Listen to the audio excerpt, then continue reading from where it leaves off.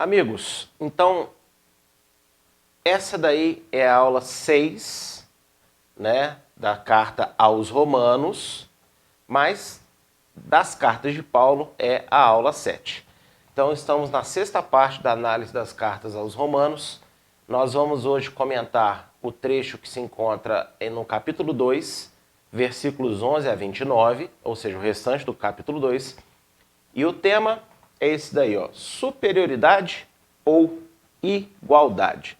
O meu nome é Jimson Maciel, eu sou pastor da Igreja Evangélica Eliahu, e fique conosco até o final para a gente estudar aí, então, mais um pouco dos escritos do apóstolo Paulo.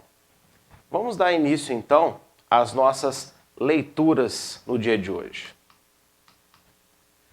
Antes de prosseguir com o estudo do conteúdo da carta aos Romanos, é necessário lembrar um conceito importante, tratado na primeira aula desta série de estudos, que é: Paulo escreve de forma muito rebuscada, pois além de toda a unção e intimidade com Deus que possuía, também foi dotado divinamente com uma sabedoria muito acima da média.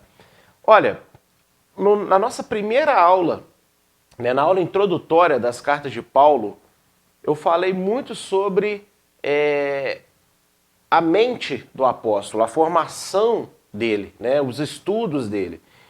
Isso não pode ser desconsiderado. Uma pessoa, quando ela vira nova criatura no Senhor Yeshua, ela não se ausenta totalmente do que ela era. Ela vai mudar principalmente no quesito pecado, né? Na sua forma de entender Deus, de entender a palavra, mas mantém muita coisa da sua essência enquanto ser humano, né? Isso acontece com qualquer um de nós, ok? Qualquer um de nós. E muita da estrutura que as pessoas carregam da sua infância, da sua formação acadêmica, as acompanham depois que elas se convertem também. E Paulo não é uma exceção. Então é muito interessante nós analisarmos isso, tá bom? A inteligência de Paulo é uma inteligência humana acima da média, tá bom? Ele era muito inteligente, muito mais que a maioria da sua geração, ele se destacava inclusive por conta disso, não só da sua inteligência, mas também do seu esforço, do seu trabalho. Ele mesmo fala isso em uma das suas cartas, né?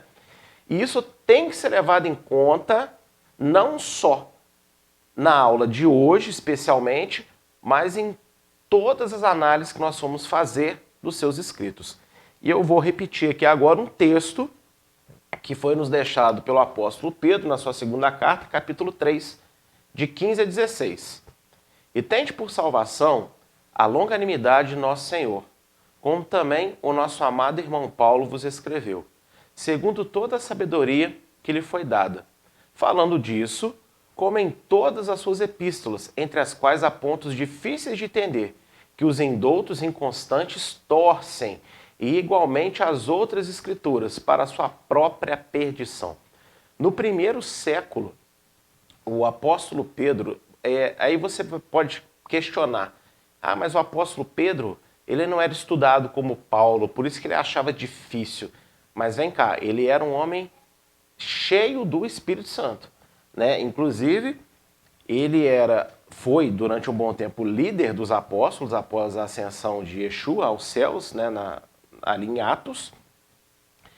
E ele foi o primeiro que Deus usou para várias coisas, inclusive Paulo mesmo, né, ele é tido como o apóstolo dos gentios porque ele dedicou a sua carreira de forma mais incisiva às nações, mas o primeiro a ser usado para converter um gentio para Deus e abrir essas portas não foi Paulo não, foi Pedro, tá bom? Lá em Atos 10, né, no episódio de Cornélio. Então Pedro aqui, quando ele escreve, ele tem o Espírito Santo para dar a ele entendimento das palavras que Paulo está dizendo. Só que ele, olha só, ele escreve a sua audiência de que Paulo é muito inteligente e ele escreve coisas que são difíceis de entender. Quer dizer, se ele, Pedro, um homem cheio do Espírito Santo, né, do jeito que foi, andou ao lado de Yeshua. Tinha momentos ali que talvez ele te falasse, peraí, Senhor, vou ler de novo, me ajuda a entender isso aqui. Imagina, então, as demais pessoas. Imagina hoje, então, depois de séculos e séculos de afastamento, né, do convívio e dos ensinos dos apóstolos originais. Então isso tem que ser levado em conta, tá bom? Muita gente perverte as escrituras. Hoje, como eu falei em algumas dessas aulas para trás, essa perversão nem é uma nova invenção de ninguém da nossa geração, é apenas uma repetição daquilo que algumas pessoas consideradas como heróis da fé erraram séculos anteriores e hoje o erro está sendo repetido. Lógico que também há um número absurdo de novos erros surgindo, né? Erros de levantar o cabelo, vamos dizer assim. Mas o nosso foco aqui nesse momento é só demonstrar que os escritos de Paulo não são tão simples quanto parecem. Ao mesmo tempo que são, por outro lado, não. Então eles serão, vamos dizer assim, simples quando você leva em conta a totalidade da Bíblia, tendo o contexto correto. Mesmo assim, tem horas que você tem que se esforçar um pouco. Agora, se você segue aquela linha de Marcião, né, ali do segundo século, de pegar textos isolados, capítulos isolados, livros isolados, e tratá-los sob uma perspectiva cristã, o que eu quero dizer isso? Onde está escrito Israel, você coloca igreja, o Velho Testamento não tem influência mais. Então, os erros vão vir a lote, tá? Lógico, sempre lembrando que a igreja hoje é de Deus, faz um serviço maravilhoso em vários aspectos, mas não é errado eu afirmar, muito pelo contrário, de que há necessidade sim da restauração, de recolocar conceitos da palavra nos seus devidos lugares, recolocar a lei de Deus no seu lugar de honra, né, na vida de um convertido a Yeshua, Jesus, e também recolocar Israel como sendo o povo escolhido e pessoas de todas as nações chamadas para participar desse povo.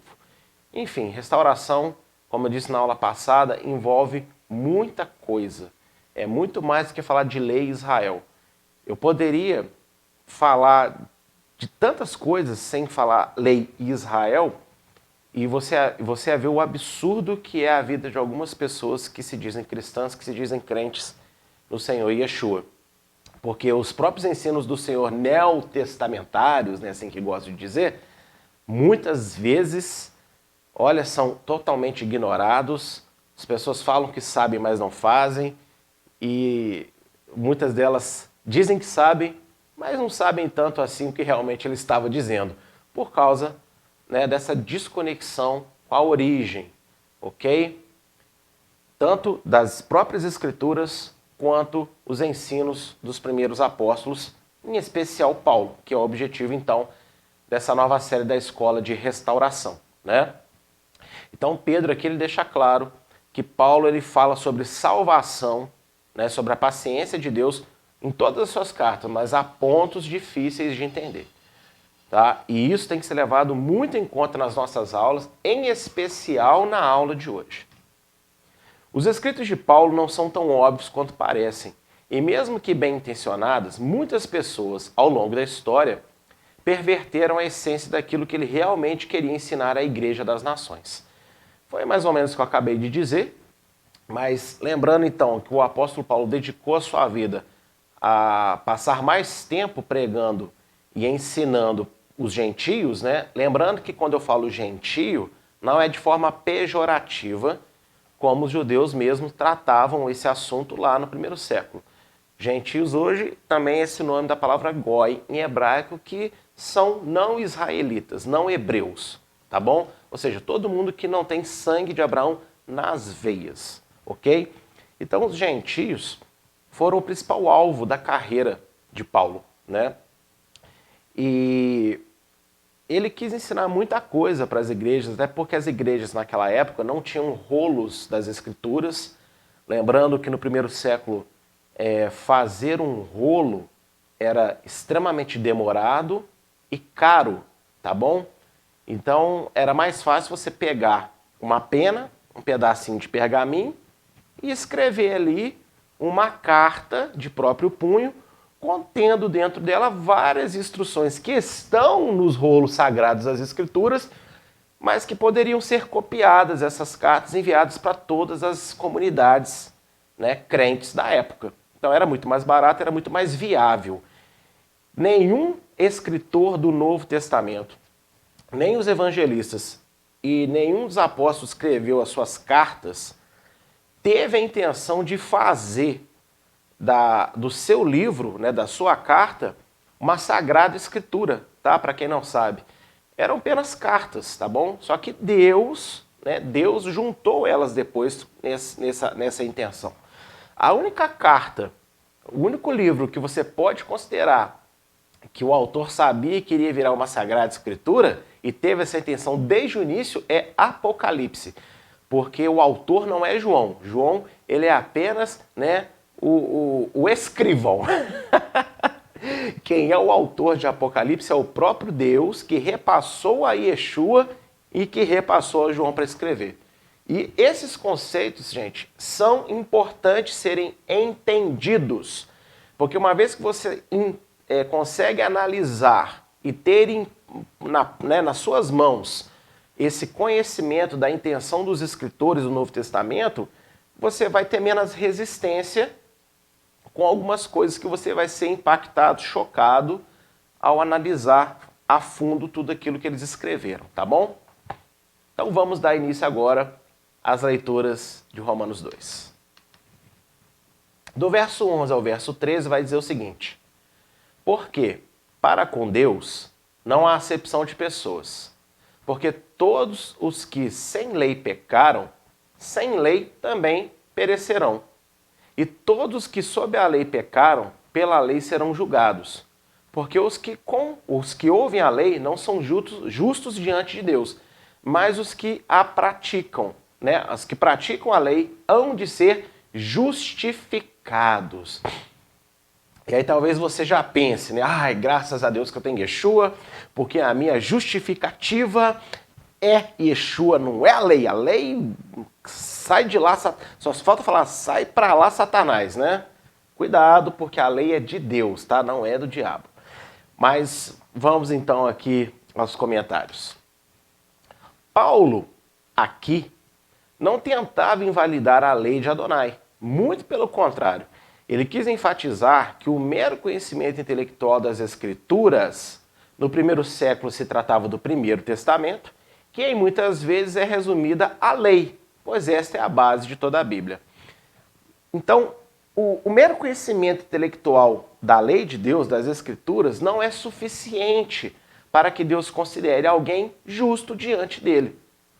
Amados, muitas vezes você vai ver Paulo falando sobre lei, e quando se fala lei, você tem que entender todo o Primeiro Testamento, tá?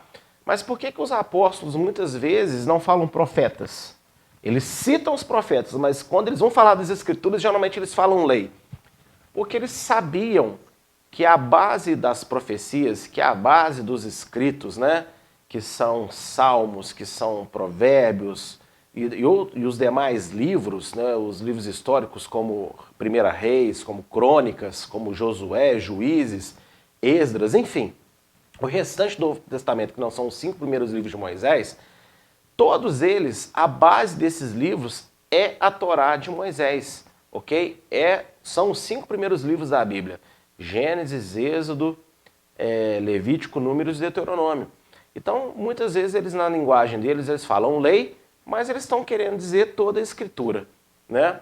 E Paulo aqui, quando ele está dizendo que quem pratica a lei que há de ser justificado, ele não vai chegar no ponto em dizer, graças a Deus então que nós somos de Yeshua, porque somos justificados em Yeshua e a lei não tem nada a ver com isso. O que ele está dizendo aqui é o seguinte: você apenas ter conhecimento intelectual, estudar, né, somente isso não faz com que você seja considerado justo diante de Deus. E eu vou explicar melhor isso daqui, tá bom? Mas sabe que a intenção dele aqui não é denegrir a prática da lei. É deixar claro que o mero estudo, a mera leitura bíblica não faz com que ninguém agrade a Deus, ou seja, seja justo diante dele. Há um conceito dentro da predestinação calvinista que diz que é impossível ao homem agradar a Deus. E esse conceito ele é antibíblico, tá bom? Não é o alvo dessa aula hoje, mas eu tenho vários estudos já no canal da igreja onde eu falo abertamente sobre isso. Deus ele pode ser agradado sim. Com o quê? Com a nossa obediência. Quando uma pessoa que tem fé no filho dele obedece aos seus preceitos, aos seus mandamentos, isso agrada a Deus, porque a vida dessa pessoa vai ser uma vida, então, justa. E eu vou explicar um pouquinho mais isso. A diferença entre ser justificado e ser justo. Enquanto o primeiro é o perdão concedido na morte e ressurreição de Yeshua, o segundo se trata da escolha que os salvos fazem de como irão viver a sua fé, ou seja, na santificação da obediência à palavra ou na teimosia da desobediência. Isso aqui é o que causa muita confusão. A língua grega, diferente da língua hebraica, ela não tem tanta riqueza e diversidade de palavras para os assuntos.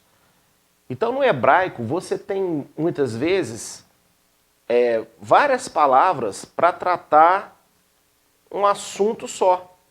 Aspectos diferentes do assunto.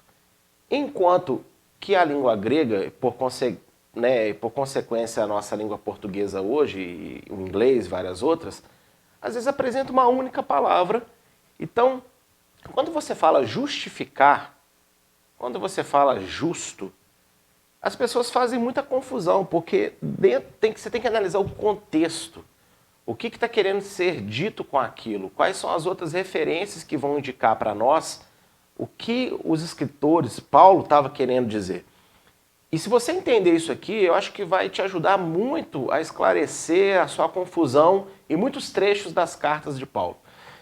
Existe diferença, viu? Você ser justificado e você ser justo. Então, uma pessoa justificada é uma pessoa que foi isenta da responsabilidade de pagar a sua dívida diante de Deus. Isso é uma pessoa justificada, ou seja, Deus pagou a dívida por ela. Como? Na morte e ressurreição de Yeshua. Então, aquele que aceita Yeshua foi justificado. Entenda justificado aqui como inocentado. Inocentado do juízo que virá, tá bom? E todo aquele que aceita Yeshua, então ele é inocentado diante de Deus dos seus pecados. Agora, e o que é uma pessoa justa? Uma pessoa justa é aquele justificado que agora vai ver o que ele vai viver. Se ele vai viver de acordo com a verdade das Escrituras ou se ele vai viver na teimosia. Importante que Jesus me salvou, eu estou salvo e Deus não se importa mais da forma como eu vivo. Importante que eu tenho ele no meu coração. Isso não é uma pessoa justa, tá bom? Isso é um pecador. Ele aceitou Yeshua, mas ele não muda a conduta de vida dele, porque o novo nascimento é marcado pela conduta de vida que o Espírito Santo gera nas pessoas. Quanto mais elas vão estudando a palavra, mais elas vão mudando. Mas existem várias coisas que elas já mudam imediatamente. Por quê? Porque o próprio Espírito, quando ela está ouvindo o Evangelho, já vai incomodando ela de que algumas coisas na vida dela ela tem que parar. E muitas das vezes, tais pessoas, eu inclusive também, nem precisou de ninguém pregar sobre aquele erro. Você naturalmente sabe que aquilo é errado. E aí você para de fazer aquilo, né? Agora, você vai estudando mais a palavra, o Espírito Santo vai tendo mais material para trabalhar e vai te aperfeiçoando cada vez mais, ok? Inclusive, pode ter aqueles que se perguntam assim, mas se o Espírito Santo me convenceu sem eu precisar estudar nada no início, então por que eu tenho que estudar? Ele tem que fazer isso então o resto da minha vida. Cuidado, viu? Porque o fogo, a primeira manifestação da presença de Deus, o fogo no tabernáculo, Deus ele manda para poder provar que ele está ali. Mas depois é a obrigação do sacerdote manter a chama acesa. O que eu quero dizer com isso? O Espírito Santo ele faz essa ação no início e é lógico que é ele que convence, né, de todos os pecados quando a gente vai estudar ou ouvir as Escrituras. Mas aquele mover sobrenatural no início, ele não mantém todo dia, não. Ele faz no início, porque é o mínimo que ele vê que você precisa para poder realmente iniciar a sua caminhada com Deus. Agora, depois, amigo, você tem que comprar mais óleo. Entenda a parábola das 10 virgens. Tem uma ministração muito boa aí no canal da igreja, chamada Obediência. Quem compra? Então, é o mínimo. Ele faz. Agora, depois, ele vai trabalhar conforme a gente buscar. Tá bom? E se você entender isso, você vai se livrar de muitas roubadas e vai mudar o seu relacionamento com Deus. Então, pessoa justificada é a pessoa inocentada do pecado no sacrifício de Yeshua. Agora, a pessoa justa é aquele que vive de forma santa, em santificação. Primeiramente, sobre aquilo que o próprio Espírito Santo a transformou e também no decorrer da sua vida, naquilo que ela vai se aperfeiçoando, melhorando pela própria busca e dedicação à palavra de Deus. Então, se você conhece crentes que dizem que não precisa de aprofundar muito na palavra, não precisa de estudar muito, cuidado, viu? Cuidado, porque, olha, se você sentar com pessoas assim, conversar mais seriamente com elas, você vai ver a quantidade de pecado, de erro que tem na vida dessas pessoas. E muitas delas não estão sequer conscientes desses erros. Porque mistura, né, a unção, o chamado, Deus falar, entende? Aquela coisa toda. Então, justificado é inocentado, justo é aquele que vive em santificação após ter sido justificado, ter sido inocentado pela morte e ressurreição de Yeshua. Tá bom? Então aqui, ó, Paulo está dizendo o seguinte, que os que praticam a lei de Deus hão de ser justificados. Em que sentido? Né? Uma pessoa que apenas ouve a palavra, que ouve a lei e não a pratica, ela não é uma pessoa justa. E aí o justificado de Paulo aqui, ele não tem a ver mais com a oportunidade da salvação. Olha só que interessante, eu expliquei para você a diferença entre justificado e justo, mas a própria palavra justificado aqui, no Novo Testamento, ele tem dois sentidos diferentes também. Tem o sentido do perdão recebido por Deus ao aceitar Yeshua, e no caso aqui agora, Paulo está usando essa palavra de justificado no sentido de que a pessoa ela não irá agradar Deus se ela apenas ouve, tá bom? Se ela não pratica o que ouve, ela não será justificada. Ou seja, esse sentido aqui então de Romanos 11 a 13, né?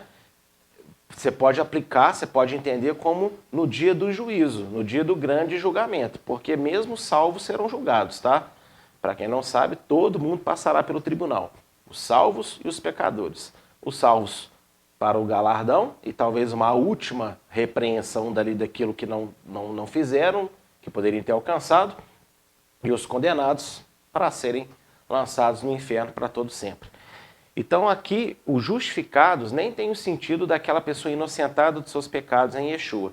O justificado aqui, ele tem o sentido de que não será absolvido por Deus lá no dia do juízo se ela só ouviu a palavra, mas não praticou a palavra. E olha só esse texto aqui, muito interessante, para poder firmar para vocês essa questão de ter Yeshua, mas como é que é a minha conduta de vida? Eu fui justificado, fui inocentado, mas então eu sou justo? Como é que funciona isso? E o apóstolo João, no capítulo 3 da sua primeira carta, ele escreve um texto aqui primoroso para nós. Olha só.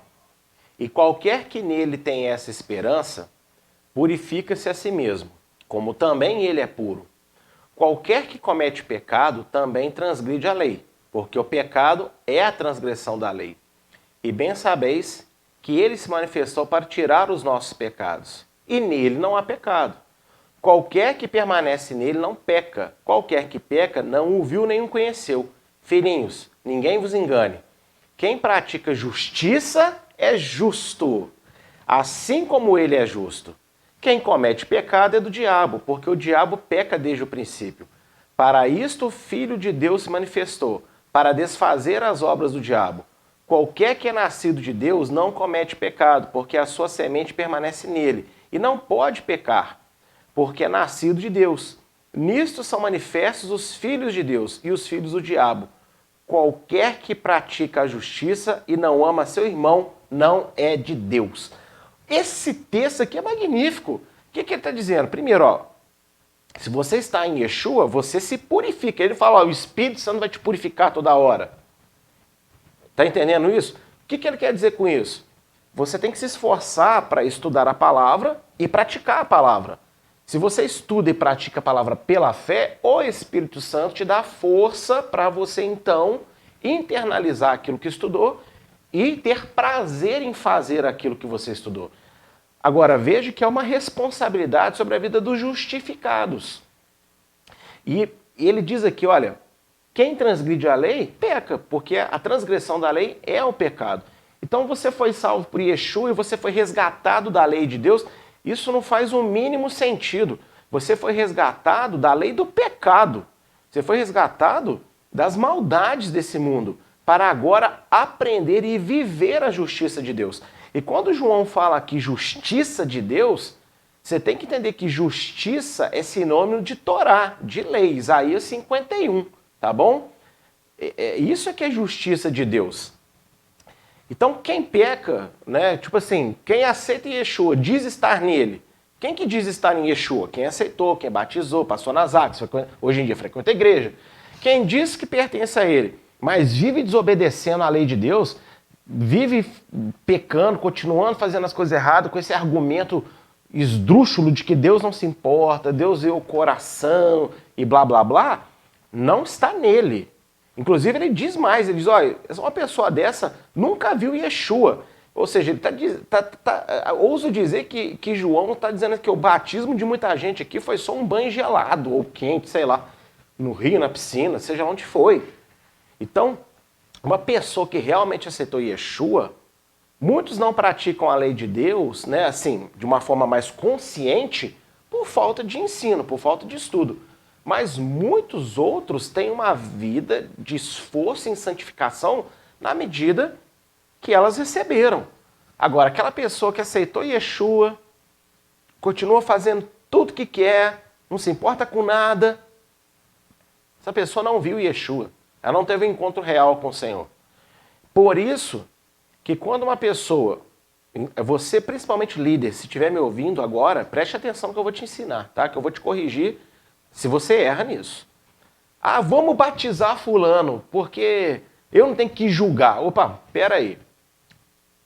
Se quando você evangelizar alguém e essa pessoa falar que quer batizar, e ela vier com uns argumentos do tipo assim, ah, mas eu tenho que parar de fazer isso, mas eu tenho que parar de fazer aquilo, e coisas que são pecado, que está errado, ela já está reconhecendo. Ou seja, por que ela está colocando isso na mesa para você? Sendo que você nem falou isso para ela. Porque o Espírito Santo incomodou ela. E se você fala assim, não preocupa com isso, o importante é você ver como você está, não precisa parar de fazer nada, você está pecando contra Deus. Porque Deus mesmo está convencendo essa pessoa, quer vir para mim, então abandona essas coisas aí de início, para a gente começar aqui um bate-papo legal. Aí o que você faz? Não precisa, o importante, venha como está. Ué, então a pessoa está tendo que mudança de vida? Só porque ela vai então frequentar a igreja agora, ser dizimista aí na sua congregação, isso basta para você? Não basta para Deus. Então cuidado com isso, viu? Essas pessoas que, mas eu não preciso fazer e tal, será que eu não quero deixar de fazer? E aquilo é errado, tá bom? Estou falando de coisas sérias.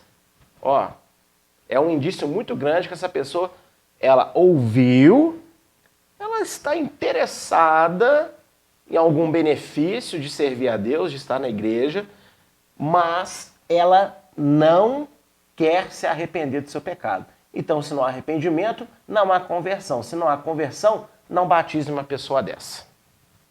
Tá? E esse texto aqui de João, ele é claro quanto a isso. O justificado, o inocentado, o que teve um encontro verdadeiro com Yeshua e o aceitou, não pode viver pecando. Quem vive pecando é o diabo. E tem muito crente que tem vivido como filho do diabo, porque vive pecando diariamente, tá? Mas Deus é fiel para perdoar se entrar a consciência, o arrependimento genuíno e a vontade sincera de mudança. Do verso 14 a 16. Porque quando os gentios que não têm lei fazem naturalmente as coisas que são da lei, não tendo eles lei, para si mesmos são lei, os quais mostram a obra da lei escrita em seus corações, testificando juntamente a sua consciência e os seus pensamentos, quer acusando-os, quer defendendo-os, no dia em que Deus há de julgar os segredos dos homens por Yeshua o Messias, segundo o meu evangelho. Por isso que eu expliquei na tela anterior, né, que a justificativa de Paulo no verso 13 é o dia do juízo, porque aqui agora no verso 16 fica bem claro. Paulo, ao citar os termos da nova aliança em Jeremias 31, de 31 a 33, para quem não sabe, Paulo ele está citando aqui Jeremias 31, que é os termos da nova aliança, que é o quê? Escreverei no seu coração as minhas leis e os farei andar nos meus estatutos. Dando a transformação dos jeitinhos como exemplo, pois estes não tinham conhecimento da lei de Adonai, deixa claro que uma verdadeira vida de obediência que agrada a Deus não é fruto meramente do estudo das Escrituras, mas da fé no nome de Yeshua. Gente, esse texto aqui é maravilhoso de Paulo. Por isso que eu iniciei falando sobre a complexidade do que ele escreve. Ele está citando a nova aliança, um verdadeiro novo nascimento, que é o quê? Uma pessoa tem então agora no seu coração a Torá, a lei de Deus. E o que ele diz? Olha, se você só estuda a lei, mas não a pratica, isso não agrada a Deus, você não é justo e não será justificado. Ou seja, no dia que ele vai julgar todo mundo por causa, né, pelo evangelho, todos os homens, uma pessoa que só ouvia, mas não fazia, não será justificada no segundo sentido da palavra. Primeiro, inocentado quando aceita Yeshua. Segundo, como eu já expliquei, e eu preciso de enfatizar isso, né, de novo, justificado no sentido de absolvido no dia do julgamento. Uma pessoa que só ouve e não faz, não agrada a Deus. Por quê? E aí ele dá um exemplo. Existem gentios que não têm conhecimento da lei, né? E naquela época, lembra, não existia lojas para você comprar a Bíblia completa, não existia lá lojinhas de, me dá aí 3 rolos da Torá, 5 de Isaías, não existia esse tipo de comércio. Então naquela época, o que ele está dizendo? Os gentios que não têm lei, não têm escritura para ler, para estudar, quando aceitaram Yeshua, a fé deles foi tão genuína que eles estão praticando vários preceitos da lei. Como que alguém pode praticar preceito da lei sem conhecer a lei? O Espírito Santo que está na pessoa. Entendeu? Então esse é o argumento de Paulo aqui.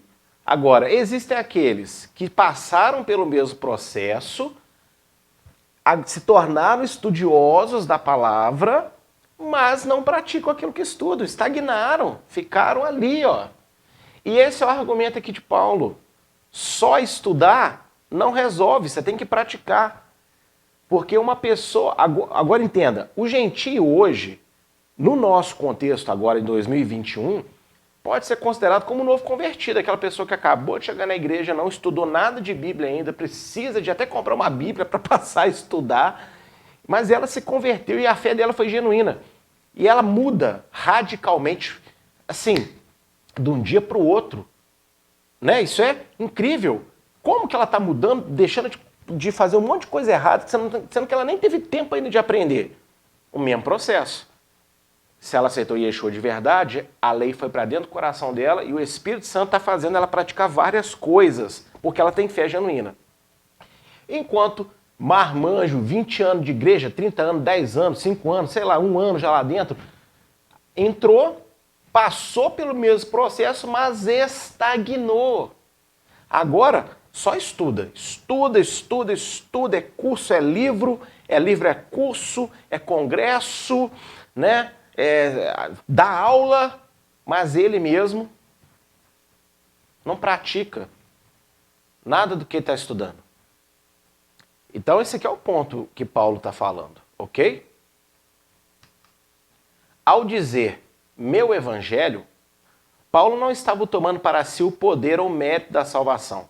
Em 1 Coríntios 1, de 1 a 13, ele deixa muito claro, né? Eu lá morri para alguém, eu salvo alguém. Então não é isso que ele está querendo dizer. Mas ele está afirmando que ele era apenas um mensageiro e suas palavras eram as mesmas de Yeshua. Em João 14, 24, né? O Senhor ele fala, porque as minhas palavras não são minhas, mas daquele que me enviou. E os enviados de Yeshua também não falam de si mesmos, eles falam o que o mestre falou. Então, se as palavras de Yeshua são as palavras do próprio Deus, do Pai, as palavras dos apóstolos são as palavras de Yeshua, que também são as palavras de Deus. Então é isso que Paulo quer dizer com o meu evangelho. Porque eu já vi algumas pessoas fazendo, sabe que o evangelho de Paulo é mais rebuscado do que o evangelho de Pedro? Olha que bobeira é essa. Negativo, o evangelho de Pedro e de Paulo é o mesmo, né? Porque o evangelho é de Yeshua, é do Filho de Deus, não é deles.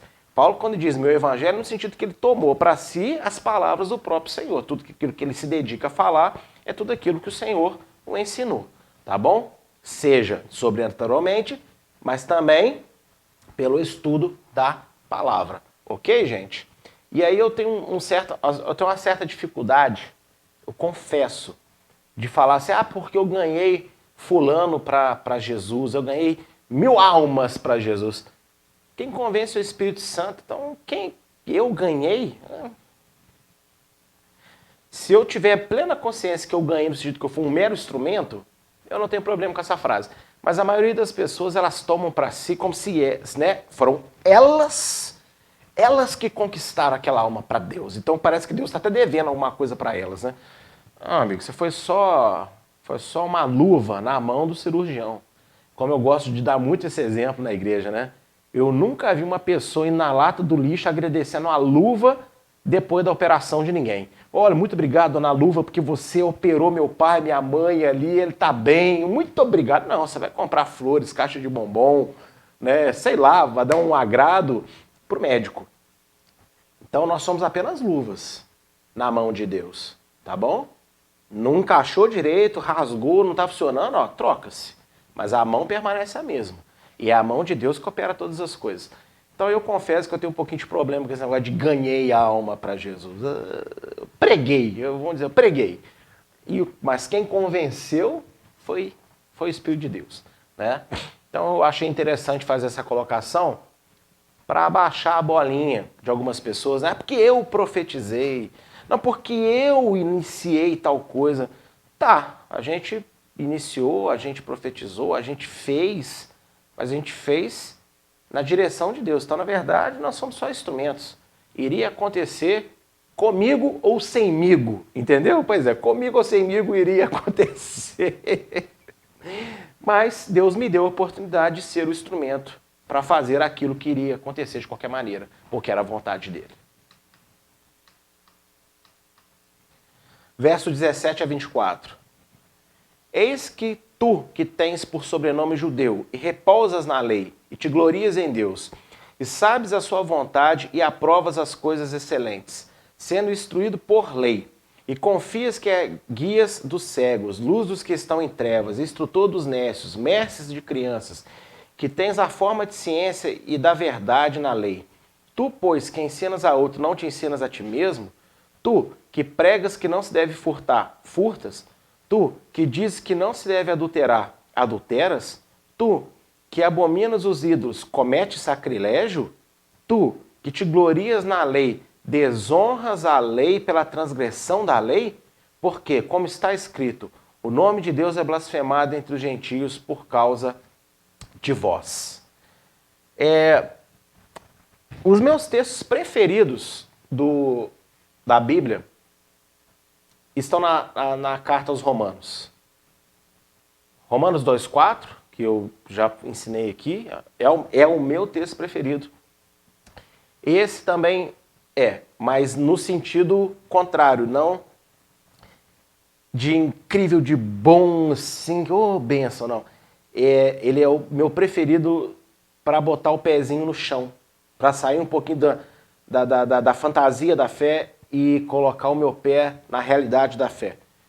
É o texto que mais me amedronta, tá bom? Sobre quem é Deus e o que ele está analisando todo dia, toda hora. Esse texto aqui, ele é para ser muito, muito estudado, analisado e pensado. Nestes versos, fica claro que o surgimento das comunidades crentes em Yeshua ao redor do mundo, sem a visita dos apóstolos, se dera pelos judeus que aceitaram a pregação de Pedro em Atos 2:5. Essa também é a comprovação de que no primeiro século, judeus e gentios conviviam juntos. Olha só, se você analisa aqui o texto, fica claro que Paulo, nesse trecho da carta, ele está se dirigindo a uma audiência judaica em Roma.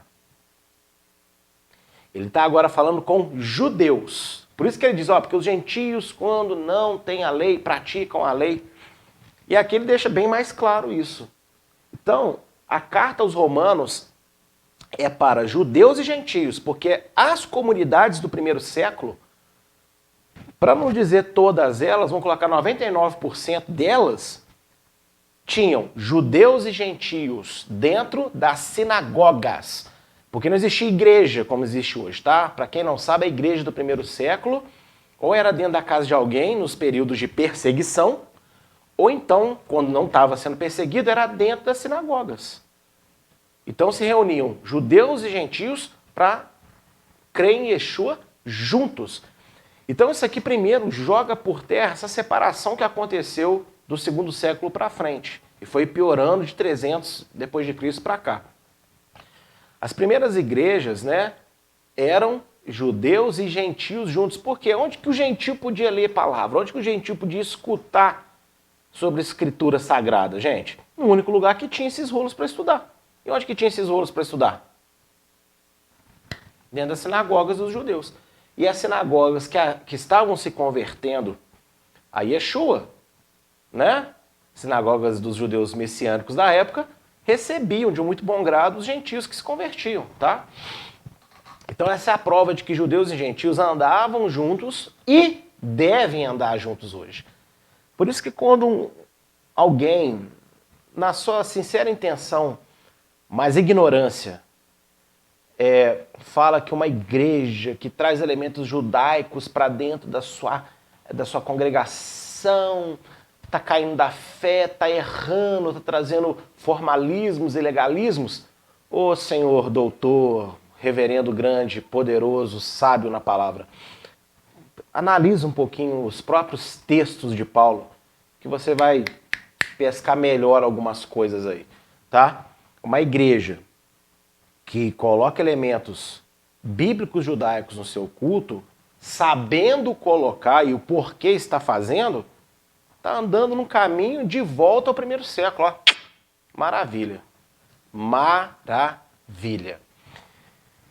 Então, nós temos aqui nesses versos a prova de que gentio e judeu andavam junto, tá bom?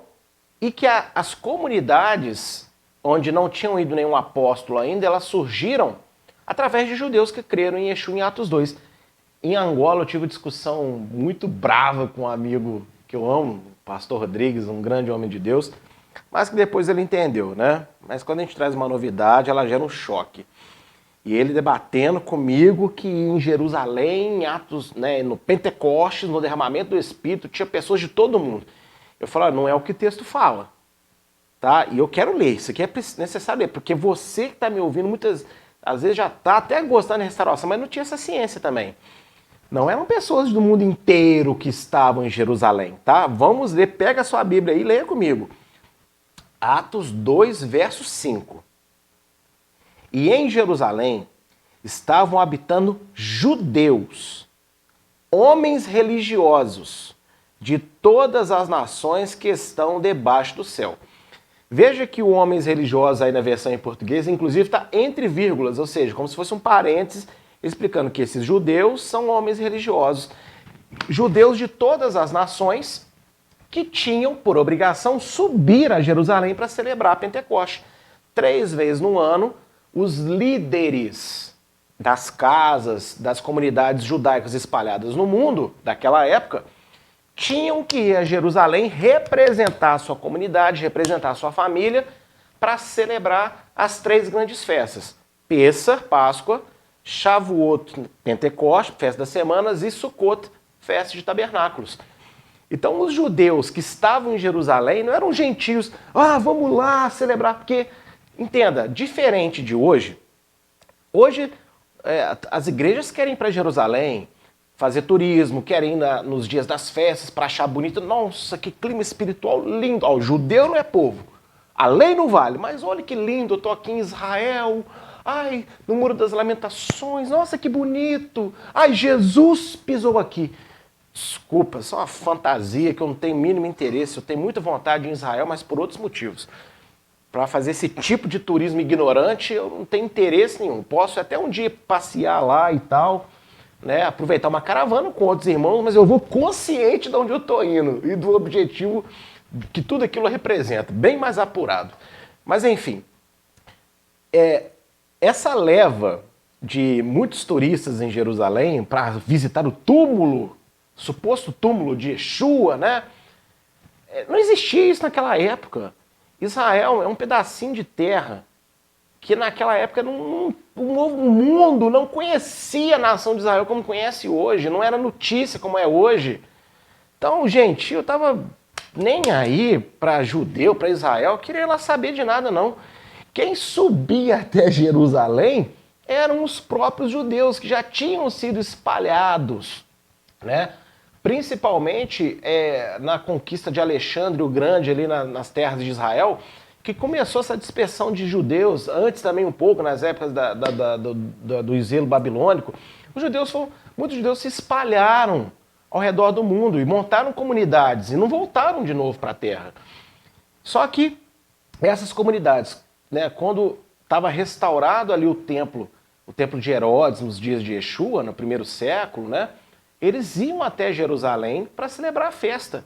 Então, da onde que surgiu a comunidade de Roma? Agora fica muito claro para nós aqui no texto do capítulo 2 de Romanos. Os judeus voltaram para Roma, né, que era a casa deles, eles eram homens religiosos, foram lá, ouviram a pregação de Pedro, creram e voltaram para casa, né? Quando voltaram para casa, começaram a pregar nas suas sinagogas sobre Yeshua.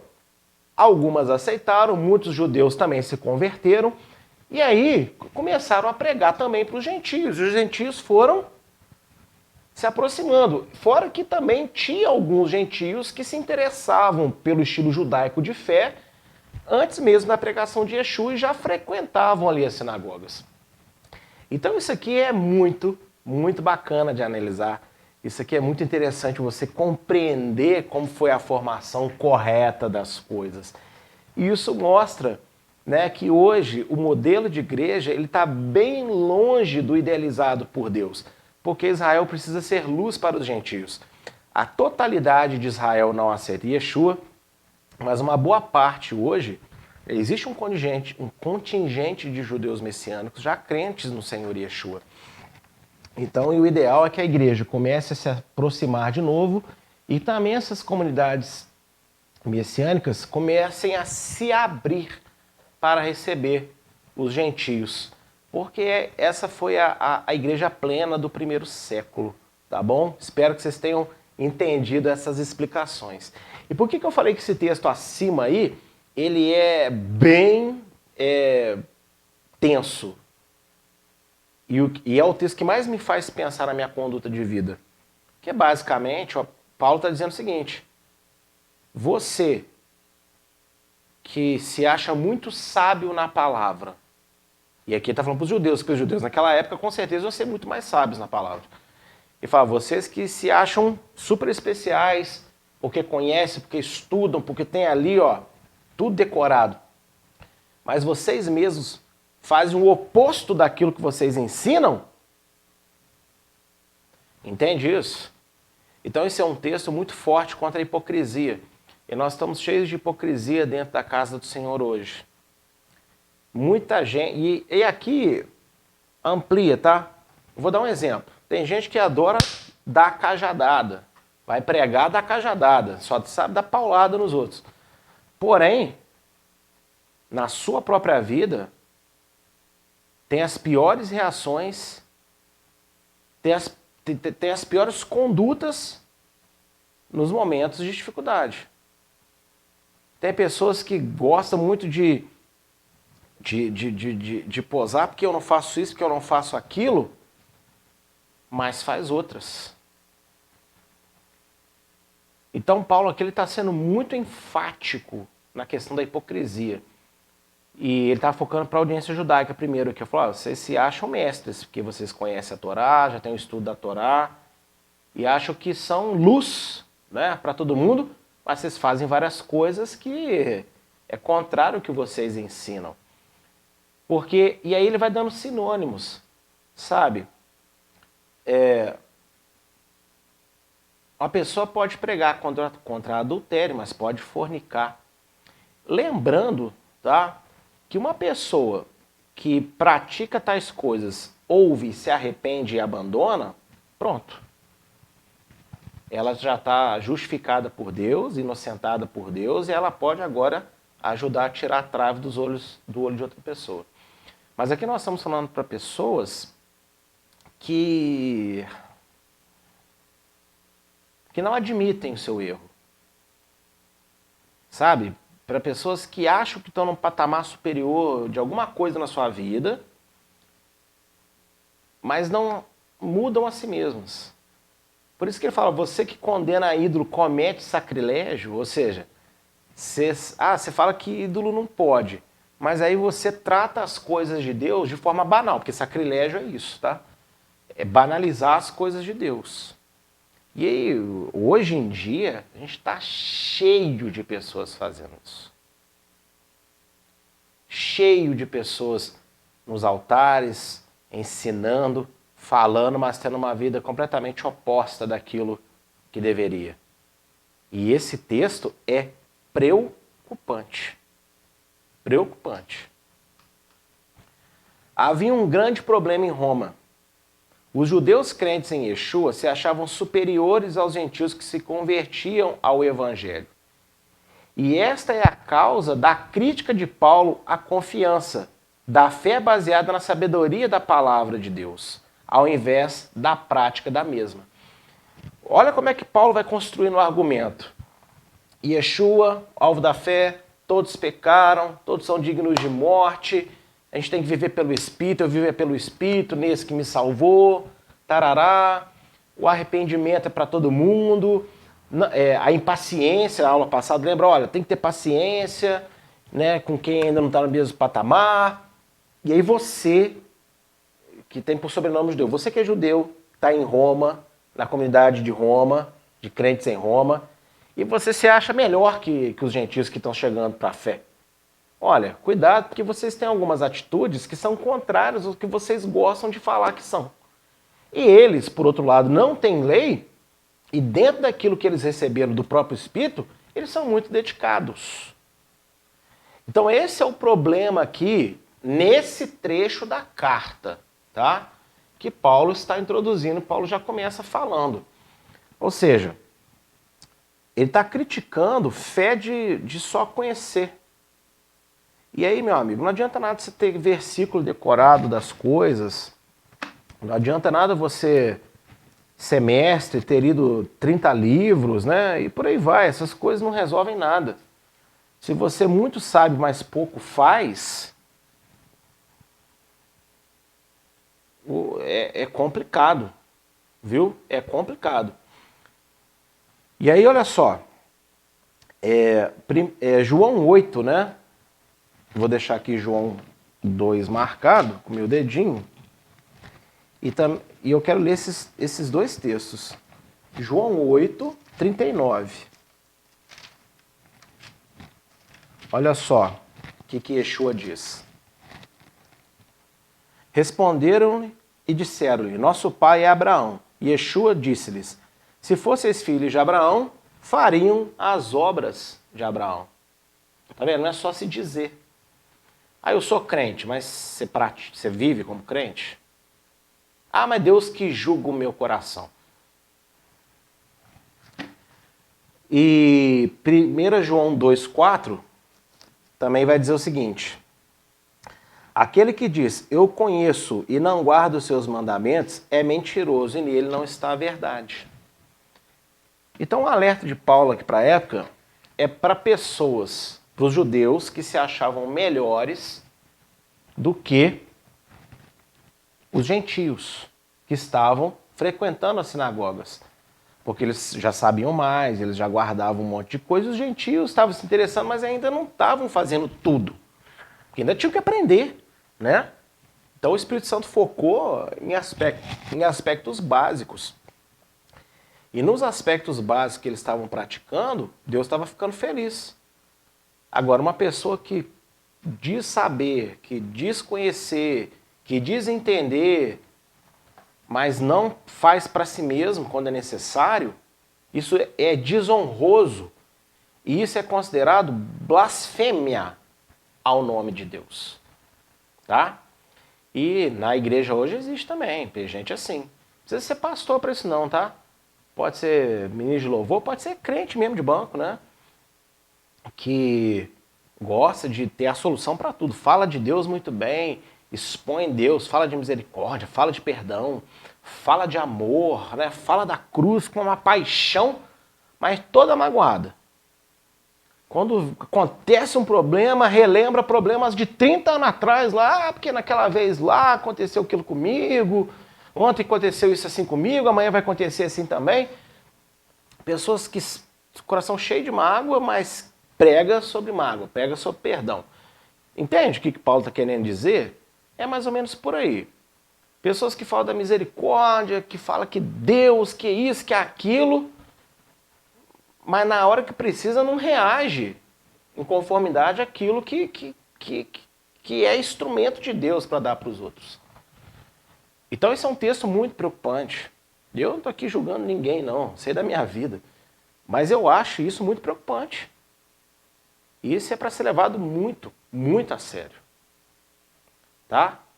E Yeshua falou, não adianta falar que é filho de Abraão, não adianta falar que é cristão, não adianta falar que é judeu messiânico, não adianta falar que é alguma coisa, você tem que fazer o que é exigido de quem diz ser essa determinada coisa.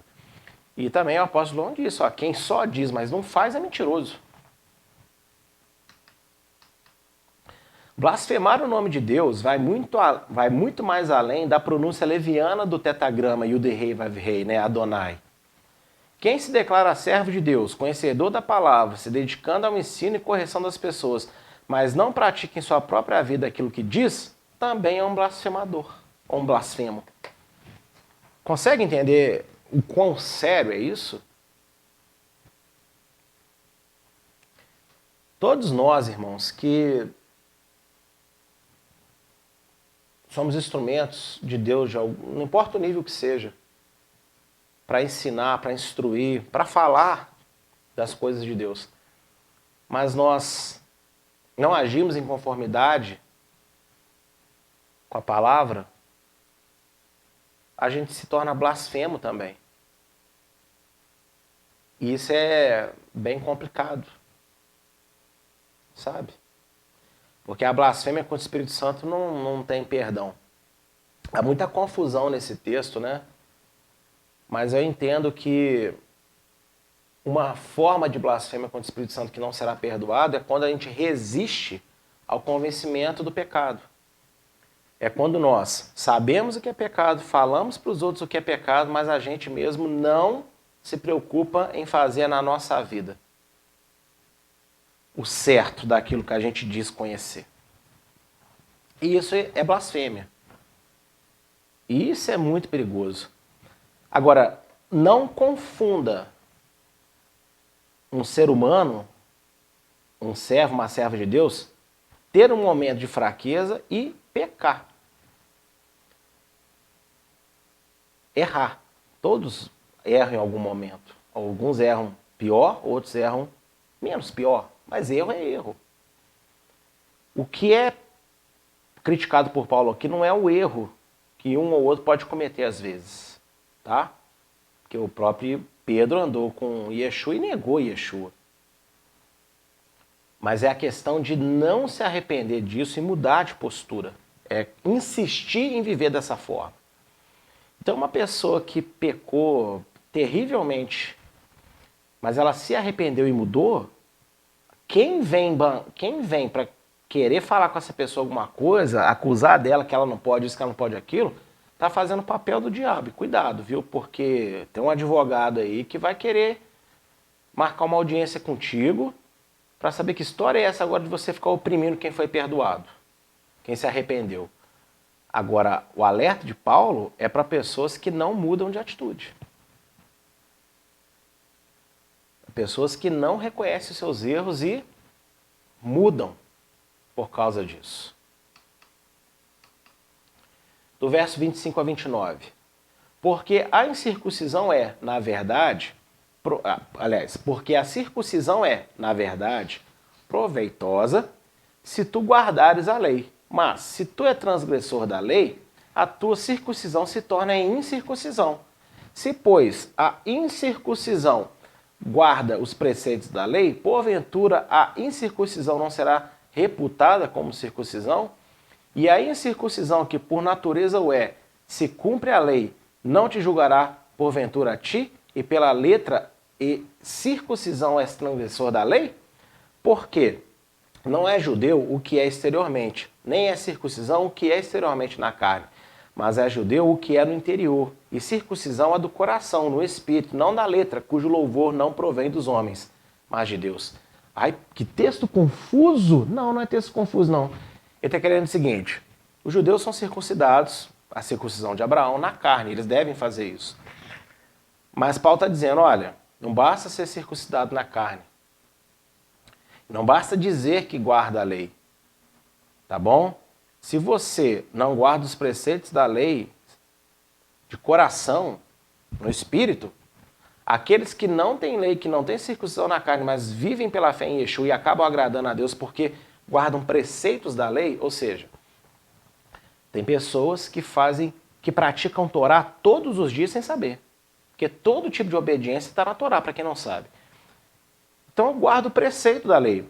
E o mandamento, às vezes a gente fica muito preocupado com a literalidade do mandamento. Alguns mandamentos são totalmente literais. Mas mesmo o mandamento literal tem uma aplicação maior que pode ser dada na vida das pessoas. No Salmo 119, Davi diz isso, né?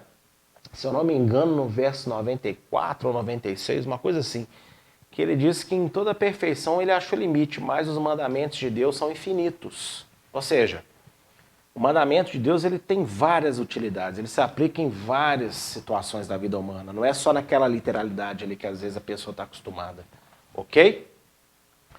Então Paulo está querendo dizer o seguinte, você judeu que está se achando melhor que o gentio, se você se acha melhor que ele, porque você é judeu e ensina a Torá, mas está deixando de lado várias coisas que você sabe que não pode, cuidado, porque no dia do juízo, eles que não estão no mesmo nível de conhecimento que você, mas pratica tudo aquilo que vai aprendendo, tudo aquilo que o Espírito Santo colocou no coração deles, eles vão ser reputados por circuncisão, ou seja, são esses que Deus vai considerar como o povo dele naquele dia.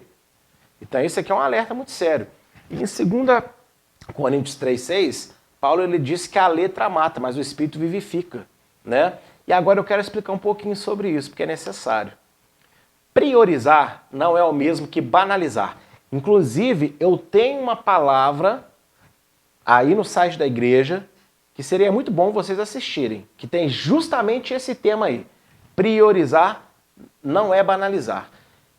Paulo não estava invalidando o estudo ou conhecimento da palavra, mas alertando que estes, sem a fé que leva à obediência dos mandamentos, não possuem valor para Deus. Por isso o exemplo dos gentios que obedeciam sem conhecer.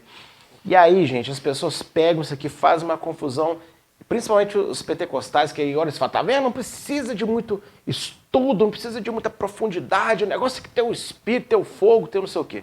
E não é isso que Paulo está ensinando. Não é nada disso que Paulo está ensinando. Paulo ele não está banalizando o estudo da palavra porque as pessoas não praticam a palavra. Ele está dizendo o seguinte, olha, tenha fé em Yeshua para praticar aquilo que você foi convencido. Para aí o seu estudo, o seu conhecimento ter valor para Deus. É mais ou menos isso que ele está dizendo, de forma mais simples, tá?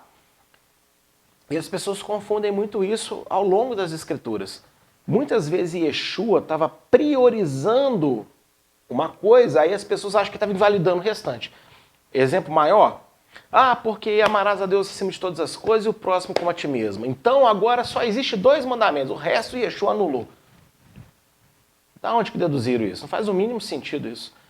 Ele estava explicando que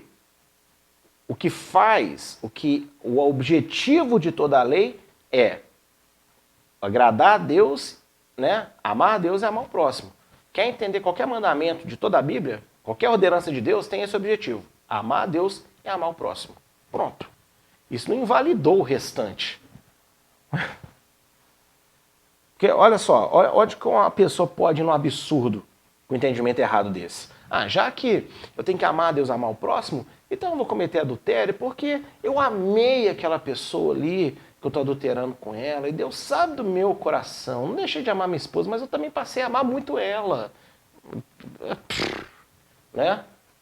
E, sei lá, tem gente que pode tentar falar um negócio desse, né? Por incrível que pareça. O problema central da carta aos Romanos, portanto, é a dissensão entre judeus e gentios, crentes em Yeshua. Um pensava ser superior ao outro. E a falta da correta compreensão do que Paulo disse, infelizmente, traz ao cristão atual e também ao judeu muitos prejuízos. Meus irmãos, preste atenção nisso aqui.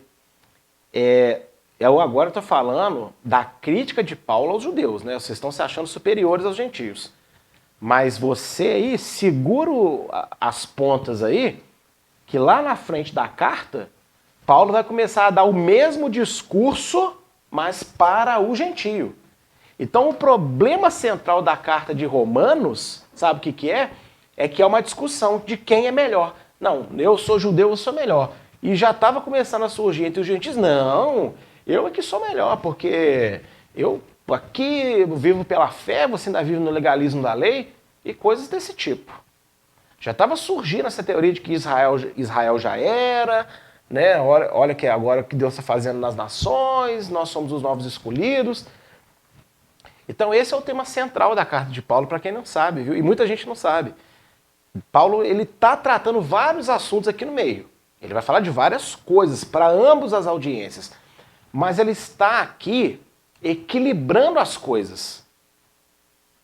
Ele está dizendo o seguinte, judeu, você não é melhor que gentil. Gentil, você não é melhor do que judeu. Vocês são iguais. Entende o argumento dele no primeiro capítulo? Nós ficamos aqui várias aulas. Porque todos pecaram, porque todos precisam de salvação, seja judeu, seja grego. Olha o argumento de Paulo, olha como é que agora está desenvolvendo melhor o assunto no capítulo 2 e nós vamos estender isso até o final da carta. Então esse é o tema central, o objetivo central de Paulo em Romanos. Acabar com essa competitividade que estava rolando. O judeu é melhor, o gentio é melhor? Não. Ninguém é melhor do que ninguém. Todos são iguais diante de Deus. Para um ele argumenta de um jeito, para outro ele vai argumentar de outro. Enquanto que um pensa ser o povo eleito, substituto, vou ler de novo. Enquanto um pensa ser o substituto do povo eleito, os gentios, denegrindo e validando a justiça de Deus, a sua lei, a Torá, o outro, o judeu, por sua vez, rejeita a realidade que Yeshua é o Messias prometido, se achando superior ao restante da humanidade só por ser descendente de Abraão. Gente, eu estou falando dos dias atuais. Isso está até hoje. A igreja pensa que é o novo Israel. É o novo Israel. Com isso, Torá não vale, lei não vale, joga isso fora, E aí leia Isaías 51, de 4 a 8, leia aí, eu estou deixando de referência, não vou ler não, mas leia aí, quando Deus deixa bem claro que quem tem a lei no coração é o povo que conhece a justiça. E para esse povo não se preocupar com aqueles que tentam anular a justiça dele, a lei, porque ela vai durar para sempre também a salvação. Então, enquanto que a igreja se acha superior aos judeus, porque agora é o novo Israel de Deus, o Verus Israel, Israel espiritual, a comunidade judaica, em especial a quem ainda não crê em Yeshua, né, hoje tem uma dificuldade de aceitar Yeshua, porque acha que só por ser judeu está salvo, é especial, está garantido, né? E muitos judeus messiânicos também têm se tornado arrogantes, soberbos, porque não abrem as suas igrejas, não abrem suas sinagogas, não abrem seu ambiente para gentios. E quando eu digo abrir, não é só de receber para estar ali, é de fazer uma adaptação também para que a sua liturgia abrace, se torne entendível para quem não fala hebraico. Eu não sou contra ter um pouco de hebraico no culto, eu mesmo coloco, mas a gente tem que dosar um pouco isso, né? Não tem que ser hebraico, que o gentio tá lá, não sabe falar, mas tá lá. Tá fazendo o quê? Nem sabe o que tá fazendo. A verdade é essa. Então também é uma forma de... Peraí, a gente poderia estar fazendo tudo isso que a gente está fazendo, mas vamos fazer um pouco mais, vamos adaptar um pouco mais aqui, para que todo mundo possa participar com inteligência, entendendo o que está fazendo. Isso é uma forma também de você fechar a sua comunidade para os gentios, viu? Para quem não sabe. Então, gente, isso é para ser muito analisado. E por que essas coisas acontecem? Por que a igreja pensa assim e por que os judeus pensam assim? Tanto crentes quanto não crentes em Yeshua. Ambos se acham superiores, né? Porque tem muito judeu messiano que tem uma balela, fala assim, não, nós judeus somos filhos de Abraão. O gentio que aceita Yeshua, ele se torna Binei Noah, filho de Noé. Não. A Escritura diz que todos que aceitam Yeshua se tornam filhos de Abraão. Então, não aceite nada menos do que ser filho de Abraão. O negócio de filho de Noé, sai fora disso. Isso é arrogância. Está errado.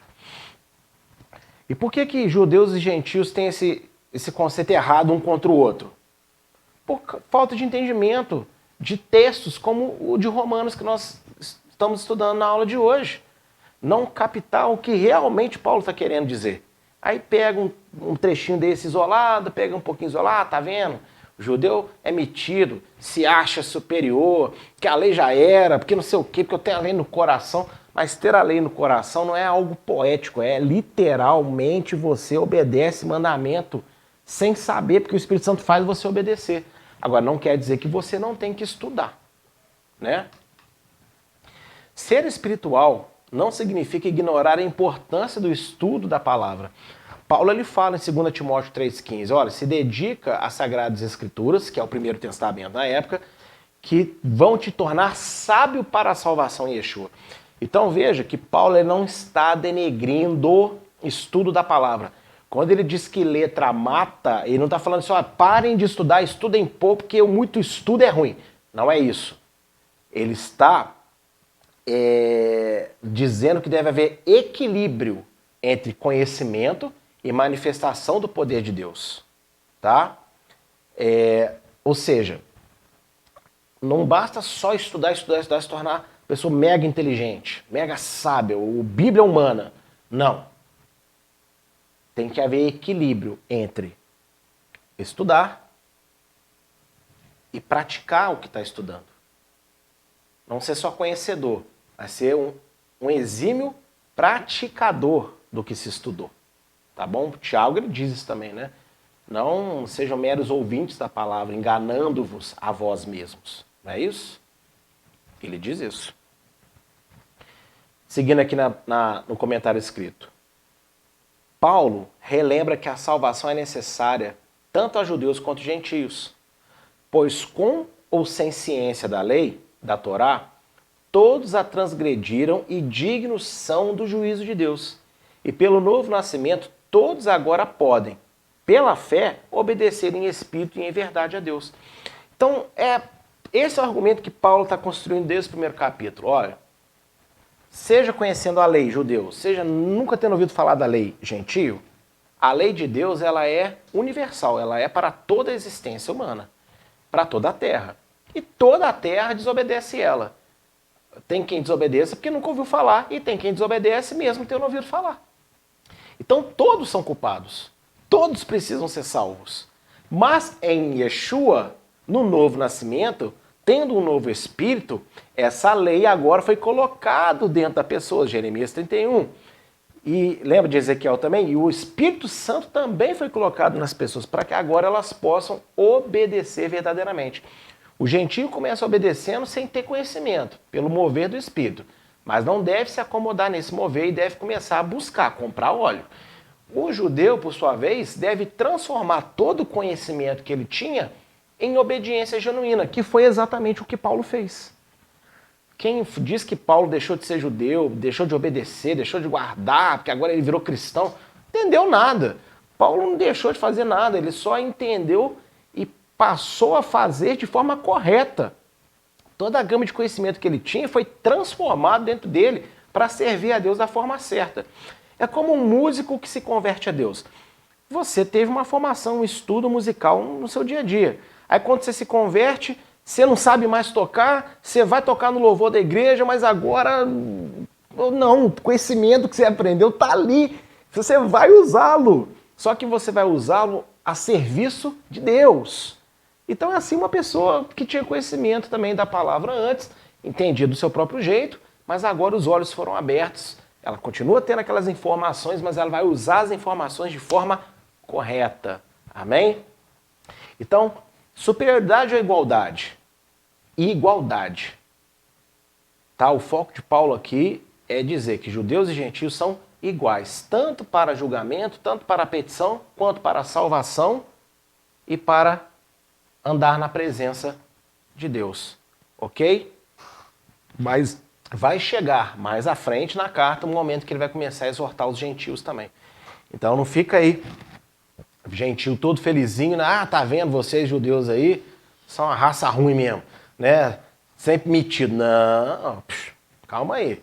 Que Paulo começa falando com eles.